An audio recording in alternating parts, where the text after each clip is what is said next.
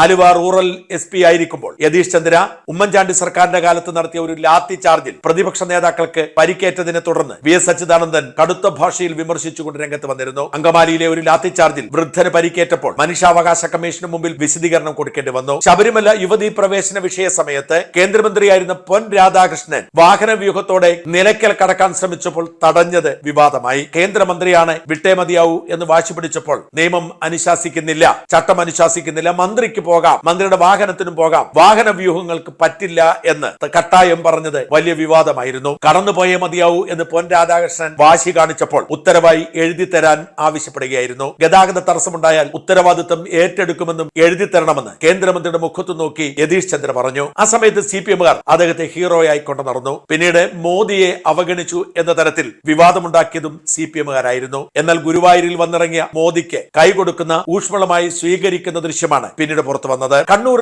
SP ആയിരുന്നപ്പോഴും Yathish Chandra ഏറെ പേരെടുത്തിരുന്നു. Covid കാലത്ത് അതിശക്തമായ നിലപാടായിരുന്നു യതീഷ് ചന്ദ്രയുടേത്. കോവിഡ് നിയമം ലംഘിച്ച ചെറുപ്പക്കാരെ ഏത്തമിടിപ്പിച്ചത് വലിയ വിവാദമായിരുന്നു. അതും മനുഷ്യാവകാശ കമ്മീഷനിൽ കേസായി മാറി. അതേസമയം തൃശൂരിൽ പൂരം നടന്നപ്പോൾ പൂരപ്രേമികൾക്കൊപ്പം ചുവട് വയ്ക്കുന്ന യതീഷ് ചന്ദ്രയുടെ വീഡിയോ ദൃശ്യങ്ങൾ പിന്നീട് വൈറലായിരുന്നു. അങ്കിത അശോകൻ കഴിഞ്ഞ തവണ പൂരം കലക്കിയതിന് പേരുദോഷം കെട്ടപ്പോൾ പോലീസിന്റെ മാനം കാത്തത് യതീഷ് ചന്ദ്ര സിറ്റി പോലീസ് കമ്മീഷണറായിരുന്നപ്പോൾ നടത്തിയ തൃശൂർ പൂരമാണ്.